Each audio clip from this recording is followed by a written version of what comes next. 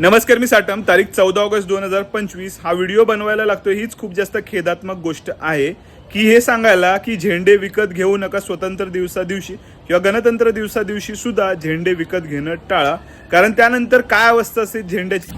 आज तारीख आहे 14 ऑगस्ट आणि एक रेस्क्यू बघा. हा बघा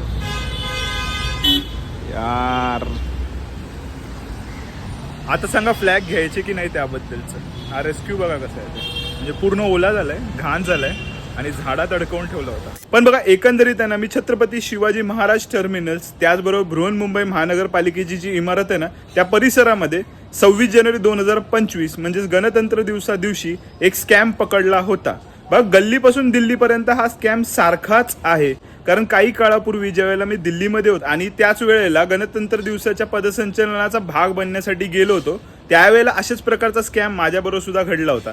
आता पहा तुम्ही ती गोष्ट आणि तुम्हाला काय वाटतं त्याबद्दल ते कमेंट सेक्शन मध्ये. आता ठीक 9 वाजलेले आहेत सकाळचे. आपली महानगरपालिकेची जी मुख्य इमारत आहे ना तिथे सुद्धा ध्वजारोहण असतं. तर प्रजासत्ताक दिनाच्या निमित्ताने तिथलं ध्वजारोहण आपल्याला भेटतंय का हे बघायचंय.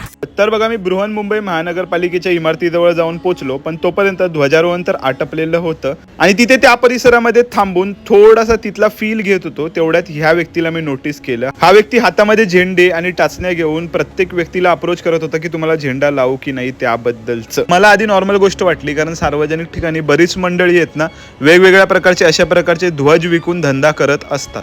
पण त्यानंतर इंटरेस्टिंग गोष्ट अशी घडली, माझ्या समोरच्या साईडनी एक परदेशी नागरिकांची जोडी येत होती.